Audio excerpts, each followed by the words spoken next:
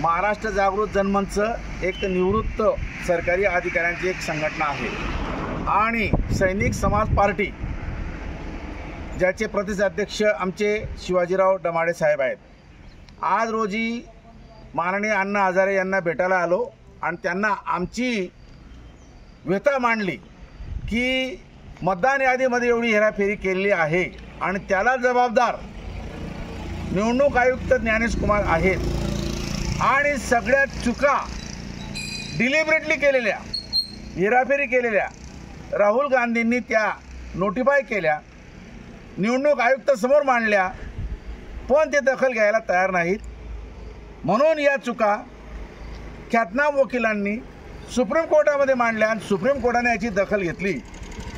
जर समजा लोकशाही टिकवायची असेल तर लोकांचं मत योग्य रीतीने प्रतिनिधीपर्यंत पोहोचलं पाहिजे, पण या मधल्या काळामध्ये लोकांचं मत हे चुकीच्या मार्गाने कोणाचं जिवंत माणसांना मृत दाखवलं, मृत माणसांना जिवंत दाखवलं, एका माणसाला 50 मुलं दाखवली, एका घरामध्ये 60 माणसं दाखवली, अशा प्रकारे खूप मोठा घोर शोधून काढला आहे।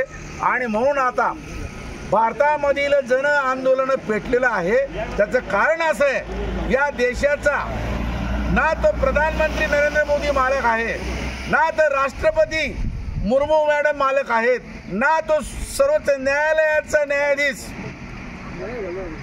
मालक आहे, ना तर निवडणूक आयुक्त मालक आहे। या देशाची मालक जनता आहे आणि जर जनतेला आवश्यक आहे म्हणून लोकशाही आहे आणि जर जनतेला जर आवडत नसेल, खटकत असेल, फसवलं गेलं असेल तर जनता आंदोलन करणार आहे आणि आंदोलन करणं हा जनतेचा वैधानिक अधिकार आहे। आमच्या महात्मा गांधींनी आंदोलन केलं, आम्ही त्यांना महात्मा मानतो। आमच्या जयप्रकाश नारायण यांनी आंदोलन केलं, आमच्या अण्णा हजारेंनी आंदोलन केलं, तसंच आज रोजी या भारतामध्ये आंदोलन सुरू झालेलं आहे। या आंदोलनाला समर्थन म्हणून आम्ही अण्णा हजारेंना विनंती केली की तुम्ही पण समर्थन दिलं पाहिजे आणि तुम्ही जर समर्थन दिलं तर अधिक लोकांमध्ये प्रेरणा निर्माण होईल आणि माझ्या भारताची लोकशाही टिकू शकते असं माझं म्हणणं आहे।